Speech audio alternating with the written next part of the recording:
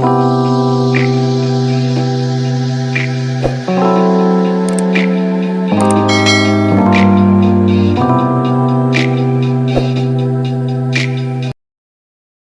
dear Aries. I am Jamie Dawn, your revolutionary astrologer, bringing you your November 2021 horoscope.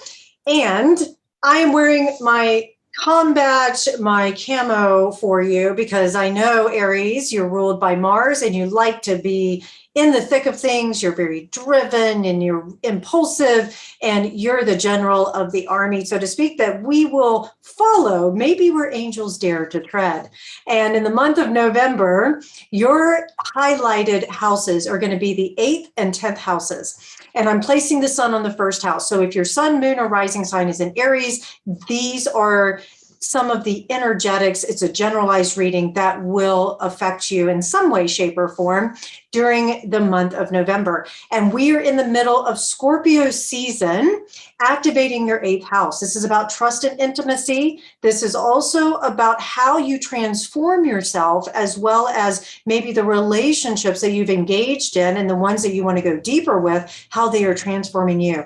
I would say, Aries, many of you have been through transformative experiences over the last several months. And as we have left Libra, hopefully you have found some sense of settlement, some sense of negotiation or win-win situation in a particular relationship area of your life. Now we're looking at where can you have more trust, more intimacy with yourself or another. Maybe there's some joint finances that you're also looking at. Some of you may be waiting for some loans to come through. Maybe you've done the tax extension thing and you filed your taxes in October and now you have to start paying on them. Or maybe you already did and you're having to go, okay, where do I find more resources so that I can continue to build my life in a way that feels really grounded for me? And it gives you hopefully experiences that you ultimately want to have. Now we have a new moon, November 4th, and this new moon is a powerful one because it's going to create a grand fixed square. And what that means is you're going to have the sun and moon canoodling with each other in your 8th house, opposing Uranus in your 2nd, Jupiter, Saturn in your 11th in Aquarius, and then we have Leo in your 5th house. And so there's this tension, this dynamic tension that is set up where how do you anchor in? How do you, it may create some challenges about what you have been fixed on or what you have been maybe overcommitted to. Maybe there is a particular group or an organization or a mindset that no longer serves you. And this new moon gives you a chance to reset it, gives you a chance to push a new button and maybe receive some good news regarding income, regarding joint finances, regarding a way in which you can now truly get some shit done that you've wanted to get done, but you've been restricted when it comes to maybe how much pleasure, how much engagement you can have socializing with some of your friends or socializing within the work that you enjoy doing, because there's been this moment or several moments where it just feels like there's no movement, a little bit of it stuck in that in-between place of like, do I have this opportunity or does this person really care about me? I feel like this new moon is going to give you the answers you're looking for, but you're going to have to roll up your sleeves and you're going to have to work hard for it. And you're going to have to ask for it, which I don't feel like, Aries, you're going to have too much of a problem with that. And falling right on the heels of this new moon is Venus moving into Capricorn on November 5th, activating that 10th house, making you a cosmic favorite where the 10th house is all about legacy. It's about where you shine, where you stand out. And it also offers success or failure. But with Venus here, Venus is such a benefic planet, and she takes in Capricorn, she takes relationships very seriously. She takes finances seriously. She takes value seriously. And I would venture to say that, Aries, you have the chance to be put on a pedestal, to feel like you're actually able to attract the opportunities that give you a sense of accomplishment, that also allow you to say, yeah, I deserve to be in this relationship, and my partner who is with me also wants the same thing, has similar values, and we can then become the power couple. Those of you who are attached. Those of you who are single Aries and you're looking for love and you're looking to date, this is a perfect placement for you to be able to put yourself out there and look. If, let's say, you're doing an online dating app, you want to put in there, I want the long-term relationship. I don't want the standard hookup, friends with benefits, whatever that goes with. Those of you who are really looking for a relationship, the month of November can provide just that, and your reputation will precede you. The way in which you communicate who you are, your truth, your values, all of that gives you these opportunities. Now, on a business or professional level, this also puts you in a leadership role where you can easily attract new clientele, or you can attract new opportunities that let you, of course, take it seriously, but it's because of that. It's because you are driven and hardworking. You may end up working more than you play during the month of November, but you're going to enjoy the work that you do because you'll receive the benefits of the prestige, the accolades. Mercury enters deep, penetrating, intensive Scorpio, intuitive Scorpio. Watch for your intuition being ramped way up as Mercury transits through Scorpio November 6th, and it is out of shadow at that time. And so this further emphasizes your 8th house. It's going to create more communication, more opportunities for you to understand all that you've gone through. And also, I would say this is a placement where secrets can come out. So if you are waiting for someone, say you've been dating for a while and you want to know how they really feel, or you're ready to share how you really feel, this is an opportunity to do it. Trust your intuition on it. You can also get really strong intuitive hits during this time that you'll want to follow. This is the gift of Aries, is that you can be impulsive, and oftentimes what sabotages our intuition is our logic, and we start overthinking things. So really capitalize on that Aries energy that you're embodying, and trust that this is the 8th house, trust that you have done the work, and that the opportunities that present themselves are there for your benefit. If it feels like it's not right, or it feels too good to be true, then of course, listen to your intuition on that as well, and pause, take a step back, even allow yourself to say no.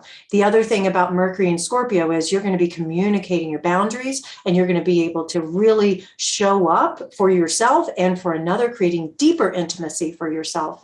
And this is a chance for you also maybe to travel some distance, a short distance, to watery places, or to a place that allows more intimacy within your relationships, the significant relationships in your life. And that also can bring you greater opportunities. I see many of you Aries on like work retreats, and a couple of you also going away with your special someone, whether it's a new relationship or it's a current established relationship, getting away even for just a short weekend to be able to just connect and to be able to say, who are we as a couple?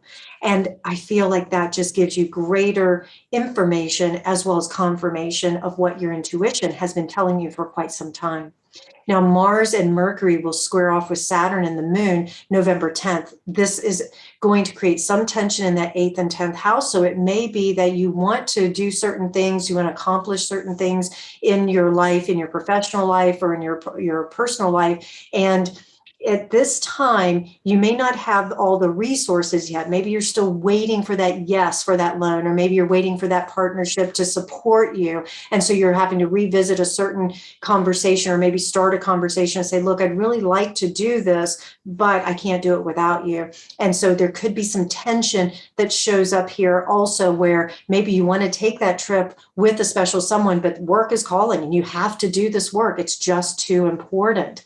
Some of you may be called out of town during this time, and you'd rather be at home playing with your friends or your family or whatnot. So just keep in mind that when this tension arises, especially when we're dealing with the square of the Moon and Saturn, it can also create feelings of depression or heaviness, and this feeling of like, oh, hope is lost. And I just want to say, hang in there. Not all hope is lost. And the other thing I will say is that the Sun will square off with Jupiter. This is your 8th and 11th house. And so you will have an opportunity to also challenge the status quo, challenge where some stuck thinking may have been. That happens November 15th. And this gives you a perfect opportunity to discuss with those that you care about, your social circles, you're looking at maybe what you want to manifest as far as your hopes and your dreams, what energizes you, and going really deep into why are certain things important to me, and then how does that get expressed within a group, within an organization, or within friendships. And it may be that something sort of holds you back from truly being able to express yourself, or this desire for you, particularly Aries, you have a desire to get certain things moving. Maybe that new moon activated intentions of, now I am clear about what direction I'm going, but it's that hurry up and wait feeling, and that gets frustrating. So do keep in mind that the second week of November could present a little bit of frustration for you from that emotional body. But if you can master these emotions and you allow the logic to come in, that can support you. Allow your friends to support you through this, that will also allow you to do good work. If you can just be, I'm going to use the word patient. I know that is not a virtue, especially for you, Aries. So if you can't be patient, at least be kind or be gentle. Those are good words. So see if you can just ride this out, because we have a Taurus partial lunar eclipse that is happening about 4 days after, on the 19th. And this is going to activate your 8th and 2nd houses. And this has to do with values, but also with your material possessions, your physical surroundings, the physical body, as well as the income or the resources that you have, and the resources you share with others. And so, and again, more of that intimacy and that trust. And what this lunar eclipse may do is it may have you leaving one role and stepping into another and gaining more resources because of this. It may also cause you to look at some of your values and say, you know what, I was holding on to something that I really didn't need to, and it was holding me back. Maybe that emotional body was so stuck. Now I can truly let it go. I can practice forgiveness, and I can learn that I can trust others because I can trust myself. I can trust my own judgment. And so this gives you a chance to be able to deepen the bonds within yourself as well as with others. I will also say that during this lunar eclipse, it could, for those of you who are single Aries, I feel like this is a perfect opportunity for you to find that love and to secure it. And while we aren't looking at control, because there's no such thing as control, you will have some sense of stability around this lunar eclipse or just after. The sun moves into Sagittarius on the 22nd, activating your 9th house. That'll be the theme for November, or excuse me, for December. But that 9th house is really about how you expand, how you learn from a higher place, your belief systems, what philosophy do you hold in life, and this higher learning, and also a long distance. How do you expand your horizons? And with the sun here, it's going to energize you, making you think about, maybe it's time to start planning a trip for the holidays or the end of the year, getting out of this cold weather if you're in the northern hemisphere, or maybe if you're in the southern hemisphere, hosting those who are coming south so that they can get warm. And this also can energize your thoughts, if nothing else, of thinking in the longer terms. Some of you may be wrapping up school, and maybe if you're not wrapping up school, maybe you're going to start something that expands your mind and allows you to have a greater reach with others. I see quite a few of you Aries working behind the scenes for the month of November, and maybe even bleeding into December, to start really thinking about, what does 2022 hold for me? And then you may be collaborating with a couple of like-minded, like-hearted people to start looking at, how do you expand your business? How do you expand your reputation? Or how do you expand your life in general? Because that's what's coming in the upcoming months. And learning, again, how to trust yourself on those levels and who you partner with. And Mercury moves into Sagittarius just 2 days later, further activating that 9th house, setting you up beautifully to be able to communicate truth, to be able to communicate and connect in a lighthearted, fun way, sometimes abrupt, sometimes very direct, but That's an easy thing for you. It makes a natural trine to your sun, moon, or rising sign. And so this is going to be a lot of inspiration and passion that I feel you'll be communicating with those who energize you and who help hopefully bring out the best in you. And that's the other thing that November may show you, is that you may let go, especially that lunar eclipse, you may let go of anybody who doesn't celebrate you, who doesn't bring out the best in you. Few of you Aries have some things to wrap up during this time. And with the Sagittarius energy, you may decide that now that I've wrapped up the past, I can start to have more fun. I'm going to open myself up to having more experiences and expanding my horizons through experience so that I can now gather more information and share it with others.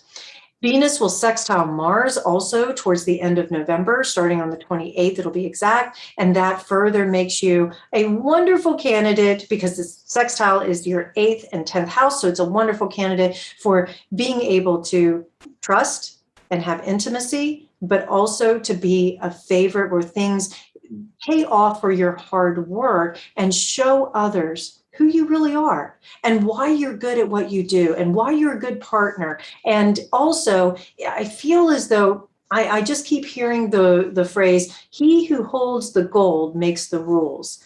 That's what I feel this Venus sextiling Mars is going to do for you. It's going to show you that you actually do hold the gold and that people are coming to you. And they're looking for ways in which they can align with you because they see you as the successful one. They see you as the inspired one. They see you as the person they want to partner with. And so that's going to further activate, can I trust myself? Can I trust my intuition? And so practice them in the month of November, really practice getting in touch with your intuition. That may mean that you take moments to retreat. During the Scorpio season, retreat is appropriate and important so that you can listen really deeply to what's happening inside of you. And you can go deep into the psyche. And before you take action, you can check in and say, what's my motivation? Why am I doing this? Why is this important? And then when you answer those questions, you express yourself in your beautiful Aries, strong-willed kind of way. And if anybody can get shit done, I know Aries, you can.